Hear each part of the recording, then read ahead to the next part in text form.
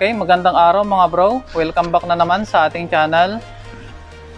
Ngayon, hindi tayo magre-repair. Gagawa tayo ng video tungkol sa oscilloscope. So, ito lang muna yung ating gagawing pang test dahil wala pa tayong bench scope. Kailangan ba natin mga bro ang oscilloscope sa pag-aayos ngayon, lalo na sa mga LCD, LED TV? Para sa akin mga bro, kailangan. Dahil nung wala pa akong scope, is nalilito ako sa pag-troubleshoot ng iba't ibang LCD panel. Lalo na sa signals ng mga clocking signals. Iba't iba yung mga nasusukat ko doon na voltahe. Nagre-range ng mga 1 volt. Yung iba, umaabot pa ng 12 volt yung nasusukat ko na voltahe. Kaya kapag ganon is talagang malilito ka talaga. Pero nung meron na akong scope, doon ko nalaman na kahit na iba-iba yung voltahe na nagiging output ng level shifter or scan driver IC, ang importante doon is yung kanyang signal. Malalaman dito sa ating scope yung mga tamang waveform. Kaya napakalaking tulong mga bro pag meron tayo nito. Hindi lang naman sa pagre-repair ng panel, pagre-repair ng power supply, pagre-repair ng sa mainboard. Madali nating makita kung sira yung ating crystal sa pamamagitan lamang ng oscilloscope. Sa ngayon, kahit na ito lang yung gamit natin, is malaking tulong ng mga bro. Magandang investment ito dahil hindi naman tayo malulugi dito. Giginhawa din yung ating pagre-repair at saka dagdag kita din para sa atin. Okay, itetest natin mga bro yung mga iba't ibang LCD panel para mapag-compare natin yung mga reading. Magko-concentrate muna tayo ngayon sa mga signal ng CKB or yung mga clocking signal. Ito mga bro yung susukatan natin ng voltahe at saka gagamitan din natin ng oscilloscope. Bali Hisense na 39 inches LED TV. Bali ito yung number ng LCD source board nya. Yan. Bali okay na ito. Kinonvert lang ng kapatid ko ng 4 wires. Yan, kasi ang daming sumabog dun sa parts ng power supply nya. So, okay na yan. So, ang ginamit dito ay AO panel. Yan, AO panel. I-voltage check natin. So, ayan yung MCU nya. Ito naman yung kanyang label shifter IC or scan driver IC. Yan naman yung kanyang DC-DC IC. Pagkita natin yung clocking signal nya or mga CKB lines. Ayan. HC1 equivalent yan to CKB1. Yung HC2 CKB2. HC3 CKB3. HC4 CKBB1, HC5 CKBB2, HC6 CKBB3. Tapos yung LC1 at saka LC2 naman yan naman yung shifting voltage nya. At saka yan naman yung ST1 naman, yan naman yung negative supply, 9 volts. Yung BSS naman yan, negative supply yan na galing din yan sa VGL voltage, galing din yan sa negative 9. So ang value niyan is negative 6. Yung mga HC1 to HC6 na yan, LC1, LC2, nakaparallel yan. Makita nyo yung mga butas doon. Yan.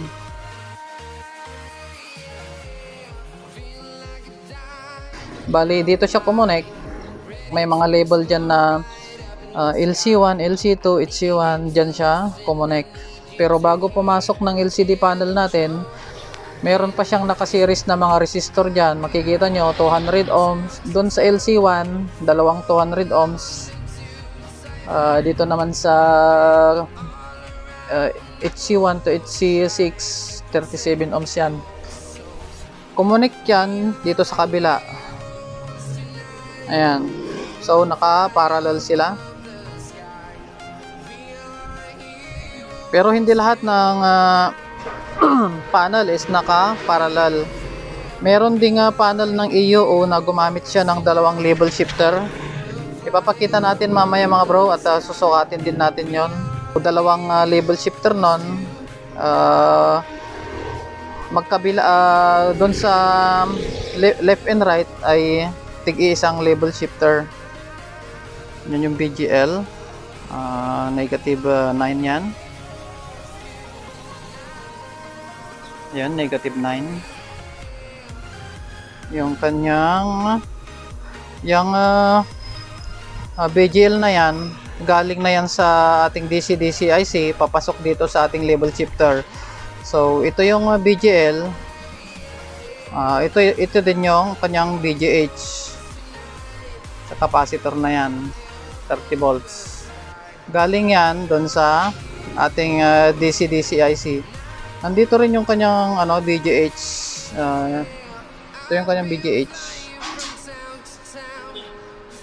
Ayan. Walang nakalagay dyan, pero yan siya. Tapos sukatin natin yung ibang supply. Ito yung kanyang BSS. Negative 6 yan. Tapos sukatin natin yung LC1, LC2. So ito yung kanyang LC1. Unahin muna natin yung ST1. Yung ST1, negative voltage yan, pero steady. Yung ST1. Ayan o. BGL voltage din yan, pero steady siya. Hindi nag-C-shift. Ito yung LC1. Yan, negative 9. Yung LC1 natin, pag on pa lang natin, ano na yan, BGS voltage, tapos nagbe-BGL voltage. 30 volts, tapos nagiging negative, nagiging negative 9 volts. Yung ating LC2 ay, pag on pa lang natin, BGL voltage na yan, saka siya nag-shift ng BGH voltage. Ayan siya, yun yung LC2. Yung mga clocking signal niya dito sa may HC1 to HC6, nung una dito ako nalito kasi itong EU panel na to is mababa lang yung mababa lang yung output ng label shifter, nasa 1.1 volts.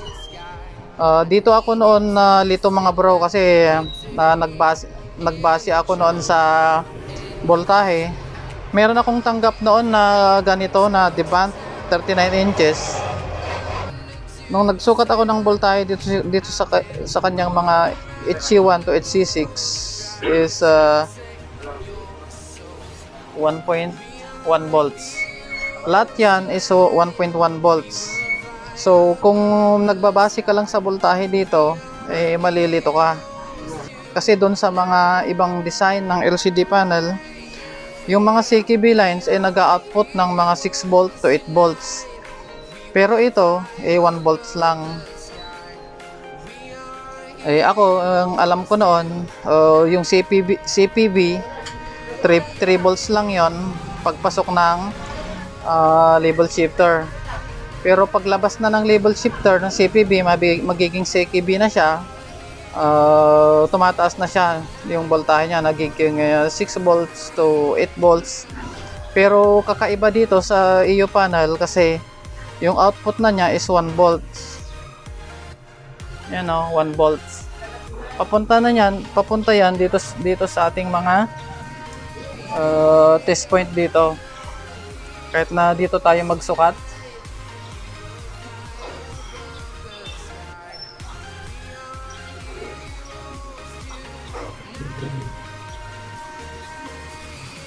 Ito yung HC1 natin. Ayan 1 volts lahat yan. HC2. Hanggang ano yan, hanggang HC6 1 volts. Kaya nung time na na-encounter ko to, ang akala ko is sira yung level shifter kasi mababa nga yung output niya. Kaya tinabi ko muna. Pero nung meron na akong oscilloscope, sinubukan ko siyang binalikan at tinest ko kung meron siyang signal. At nalaman ko na normal pala yung signal ng kanyang normal pala yung signal na nilalabas ng kanyang label shifter IC. Kaya ang problema pala noon nung TV na yon is sa panel talaga. Kaya ang ginawa ko doon is nag-bypass na lang ako ng LC1, LC2. Tapos nag-connect ako ng VGH, VGL voltage yung papuntang panel. Ito, sukatan natin siya ng oscilloscope para makita nyo. Tapos sukatan din natin ng oscilloscope yung ibang panel. I-compare natin mamaya. Unahin natin yung HC1 natin. Ito yung ating HC1. Ayan yung ating signal. Ayan. Steady na siya. Kapag kapag nag-flip flickering or nagdo-double image, yan, hindi stable yung yung square wave niya, pati yung frequency. Ito stable siya. Ayan yung kanyang output ng label shifter. Kaya yung repair ko noon na ganito, nung sinukatan ko ng ganyan ng oscilloscope, nalaman ko na normal pala yung output ng label shifter.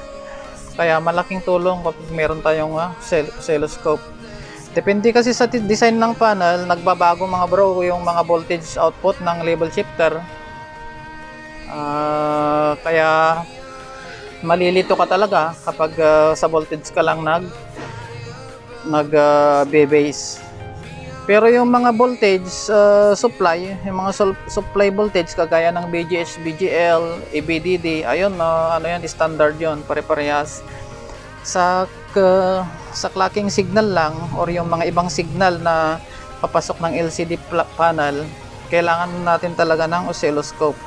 So yan yung ating HC1. Lipat tayo sa HC2. Ito yung HC2 nya. Ayan yung HC2, parehas din. Hanggang na yan, hanggang HC6, pare-parehas yan. Ayan, pare-parehas. I-test naman natin yung ibang panel para may compare natin. Ito naman mga bro yung isusunod natin. Natapos na tayo doon sa panel ng EUO kanina. EUO panel din to mga bro. Pero 32 inches lang to.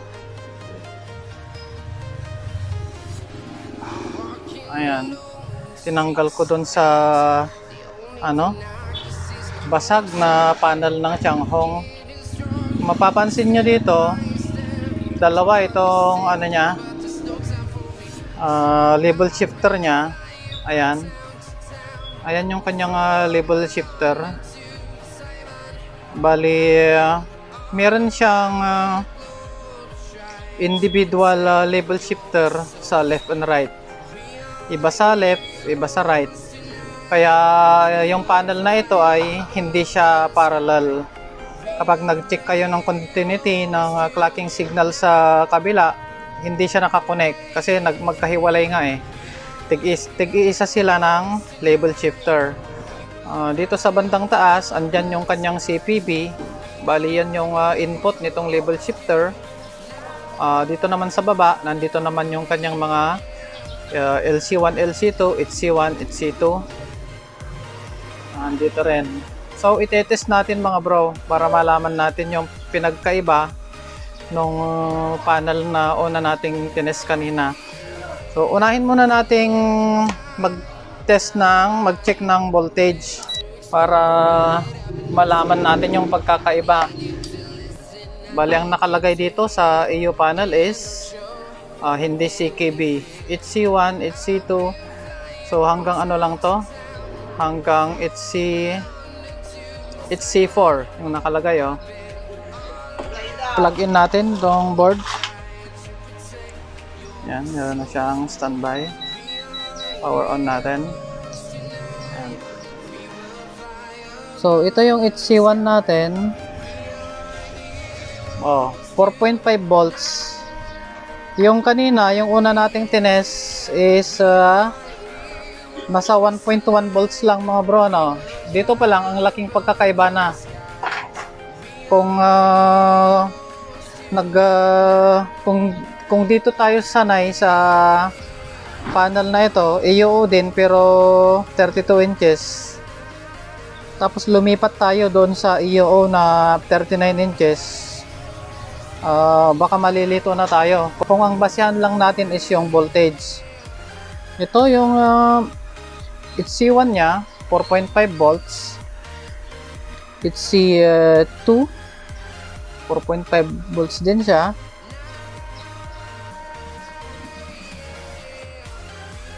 It's C3 at saka it's C4.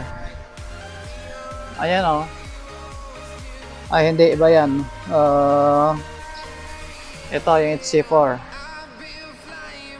Yung kanyang LC1, tapos LC2. Doon pa lang sa kanyang clocking signals na output, doon sa output ng label shifter nito is 4.5, mataas sa una nating tines kanina. Yung kanyang CPB naman, ayan, oh, yung kanyang CPB. Yung CPB nito is katumbas na nung HC1 nung una nating tines kanina. Kaya kapag sa voltage tayo magbabase, talagang malilito tayo dito. Pag lumipat tayo sa kabilang IC, ganyan din yan. Meron din yang output na HC1 to HC4 papunta sa ating right side. So papunta sa left side yung isa, sa right side naman yung isa. So sukatin natin yung papunta dito sa ating right side. Parehas din, 4.5, 4.5. Okay, at saka yung HC4 4.5. Pero pag sukatin natin siya ng ating scope, sukatin natin siya ng ating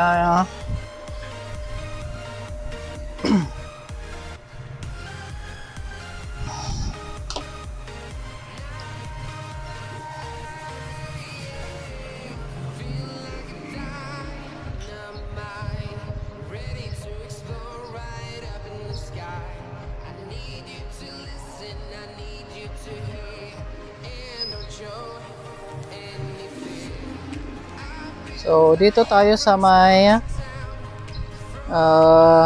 HC1. Ayan na yung signal. I-auto natin. Ayan na yung kanyang CKB signal or clocking signal. Yan yung HC1. Parehas lang sila ng waveform dun sa una nating tinis kanina. Bagamat magkaiba yung voltahe niya, pero pag tinis natin yung chinik natin yung kanyang waveform is parehas din na square wave. So ayan yung HC1. Lipat tayo ng HC2, HC3, HC4. Yan yung mga clocking signal natin papunta sa ating left side. Sa right side naman, HC1, HC2, HC3, HC4. So parehas din. Check natin yung input signal ng label shifter, yung CPB. Ito yung CPB1 natin. Kapansin nyo, lumiit na siya. Ganyan talaga, mas maliit yung signal ng CPB natin. Okay, auto natin para lumaki ng konti. Ayan. Ayan yung CPB 1. CPB 2. Meron siyang input na CPB 1, CPB 2 dito sa left side at saka CPB 1, CPB 2 doon sa right side. Ito 'yon. Yung susukatin natin. Ayan. Yan yung CPB 1 sa ating left side. CPB 2. Punta tayo sa right side. Ito naman CPB 1, CPB 2. Pansinin nyo, kung ganyan kalaki yung kanyang waveform, pero pag ililipat ko siya dun sa output, lalaki na yan. Lalaki na yan ng ganyan. Pero pag inauto natin, ganyan dapat yung waveform. So, parehas lang din mga bro. Kagaya nung kanina, dun sa bagamat siya, parehas na EU panel. Parehas siya na EU panel yung tinest natin kanina. Pero kapag nagbabase lang tayo sa voltage, talagang malilito tayo. Dahil ito, ang voltahe niya doon sa clocking signal is nasa 4.5 volts. Yung una nating tinest kanina, yung pinaka-voltahe na niya doon sa clocking signal is 1.1 volts lang. Ang laking diferensya. So, itetest naman natin yung iba pang iba pang panel. Meron naman tayong dito. Samsung na board, pero ito basag din yung panel nito kaya ito na lang yung gamitin natin. Samsung na board, pero ang ginamit na panel nito is BOE. Ayan, BOE na panel. Ito naman yung susunod natin. Okay, power on natin.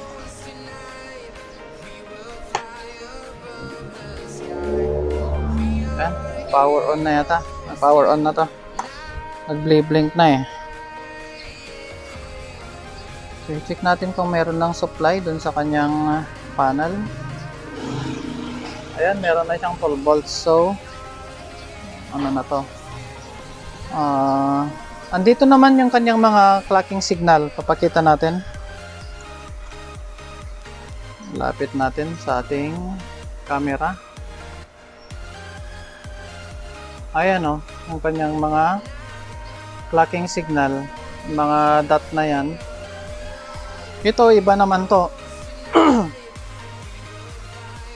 Asan na tayo? Ayan yung mga dot na yan. Yan naman yung kanyang clocking signal. Sukatin natin yung voltahe niya. Ito, mas mataas to, itong BOE. Maabot pa to ng 12 volts. Ang nakalagay naman dito ay clock 1, clock 2. Yan naman yung nakalagay. Ito yung clock 1 niya. Ayan ang taas. 12 volts. Clock 2. 12 volts din. Clock 3. Clock 4. Dyan pa lang sa voltage mga bro. Talagang malilito tayo dyan. I-compare natin dun sa dalawa na tennis natin. Yung una kanina, yung clocking signal niya is 1.1 volts lang. Yung sumunod 4.5. Ito naman, ibang panel to, pero 32 inches lang to mga bro, na panel ng BOE. 12 volts. Ang taas. Check natin yung kanyang waveform sa oscilloscope natin.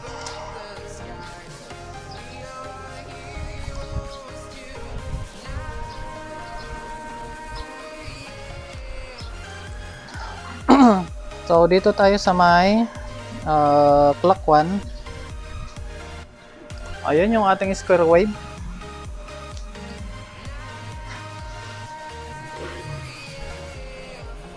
Clock 2. I-auto nga natin kung yan ba talaga yung ano niya. Ayun oh. Okay, ulitin natin. Ito yung clock 1. Clock 2. Clock 3.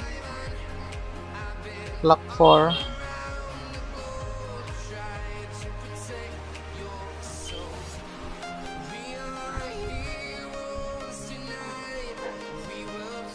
Hanggang ano pala to? Hanggang clock 6. Oh. Hanggang ano siya, hanggang clock 6, hanggang CKBB3. Ayan oh. So pag sinukat natin ng voltahe 12 volts,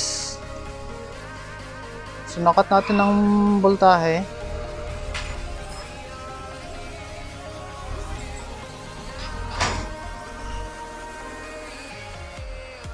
tatakpan na yung ano natin. Kapag sinukat natin yung voltahe ng clocking signal nito, mataas, nasa 12 volts. Pero pag sinukat naman natin yung kanyang waveform, sakto naman, tama naman mga bro. So malaking tulong mga bro itong meron tayong pang-check ng signals.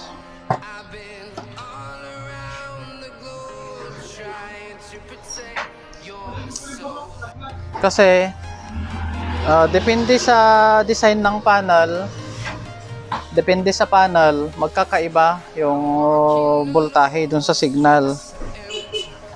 So malaking tulong itong oscilloscope na kahit na ganito lang, handheld lang, malaki yung maitutulong niya. Napatunayan natin mga bro na malaking tulong itong scope pagdating sa pag-troubleshoot ng panel. Pero hindi lang pag-troubleshoot ng panel mga bro, pati din sa mainboard o kaya sa power supply. Halimbawa itong mainboard na ito, gusto nating i-check yung crystal kung hindi siya nag-oscillate. Dati nung wala pa akong scope, ang ginagawa ko is nag-actual na lang ako ng palit ng crystal. Pero ngayon may pang test na tayo, is chine-check ko na lang kung tama yung kanyang frequency, o kaya may ano yun naman yan may sine wave. Halimbawa itong yung crystal nitong Samsung nito is nasa 24. Focus natin para makita nyo. Yan, bali yung nakalagay dyan is 24. So dapat may masukat tayong 24 megahertz dyan kung gumagana yung crystal.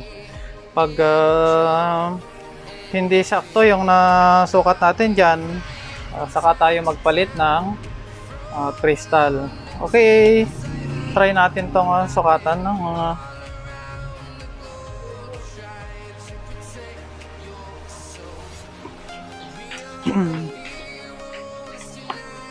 okay, plug in natin. Lagay natin sa ayan, AC coupling.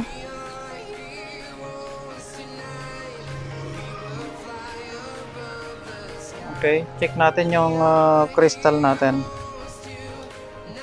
Dapat makasukat tayo dyan ng sine wave at saka may 24 megahertz tayong masukat.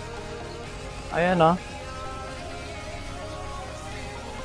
Yun yung nasukat natin. 23.9. Nagiging 24 siya. Magkabilaan yan. May masusukat ka. Sine wave. Ayan. So gumagana yung crystal natin. Hindi na natin kailangang mag trial and error na palitan. Magandang investment mga bro yung scope. Para sa ibang yung sinasabi nila gastos lang, din na kailangan. Sa CRT TV marami akong kilala na magagaling mag-repair ng CRT na hindi naman gumagamit ng scope. Sa digital at analog pa lang is marami ng tricks o pamamaraan para ma-diagnose or ma-solve yung problema sa CRT. Pero dito sa LED TV ngayon, mas high-tech na tayo ngayon, pa-high-tech ng high-tech. Yung mga signal na mahirap ma-capture o hindi hindi nakukuha ng sa tester lang, pero sa scope is madali niyang makuha, kaya napakalaking tulong mga bro ang scope. Hindi kailangang mahal, hindi kailangang yung mga sobrang branded na scope. Ito okay na to mga bro, kahit yung mas mura pa dito okay na. Madali ring tong babalik mga bro yung ating punan dito. At saka ang isa pa, pag nakita ni Tomer na meron tayong mga gamit na ganito, hindi tayo babaratin. Sasabihin ni Tomer uy, high-tech ang gamit maganda yun sasabihin ni Tomer. At saka hindi niya tayo basta-basta magagaya. Alangan naman na bibili pa siya ng mga ganito para lang gayahin yung ating ginagawang pagre-repair. Okay mga bro, hanggang dito na lang. Napahaba na tayo. Kung nagustuhan nyo yung video, please like, share, and subscribe na din. Maraming salamat.